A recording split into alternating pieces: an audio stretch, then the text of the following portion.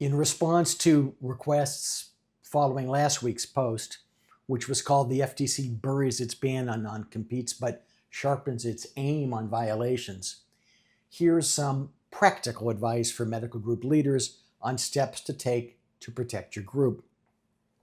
As discussed in that prior piece, the FTC's nationwide ban on non-competes may be dead, but its attention to unreasonable restraints on competition is very, very much alive.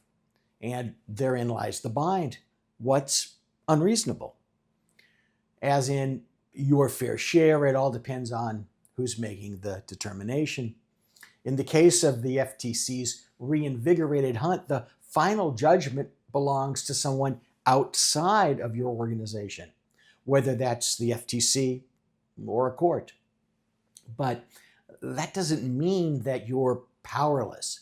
Instead, it means that you must be cognizant of the balancing act that's required. Your group certainly needs to protect its investments, patient relationships, facility relationships, referral streams, specialized training, the stability of call coverage, and so on. On the other side of the balance scale, every agreement between your group and its staff members is now a potential exhibit in the FTC's case file. This means you have to be intentional. Start within your own circumstances. A radiology group covering 10 hospitals in a metro area faces different realities than a 2-physician GI practice in some rural town. Duration, geography, and scope have to reflect those realities. What looks balanced in one setting could look abusive in another. Avoid the illusion of one size fits all. The urge to recycle an old contractor-led AI crank out standard clauses is strong, but that's not strategy, it's roulette. Each agreement needs tailoring to your market, to your practice structure, to your competitors, and to the regulators now circling the issue. Think beyond the non-compete, non-solicitation agreements, confidentiality provisions, and even some narrowly drawn covenants can often achieve many of your goals with a far less degree of legal risk.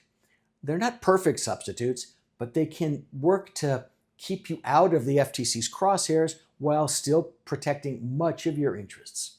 In addition, proprietary strategies serving as substitutes for covenants not to compete, important both in the FTC context and especially in states with prohibitions on covenants not to compete, may serve to satisfy nearly all of your legitimate interests. These strategies are more complex, but might be of interest to you. Medical groups don't have to throw up their hands. They have to think like strategic actors. What are we protecting? What can we live without? How do we show that our agreements are fair, not heavy-handed? The FTC's ban might be buried, but the scrutiny isn't. For leaders, the challenge and opportunity is to craft agreements that strike the right balance between protecting the group's future and respecting the realities of today's regulatory and labor environment.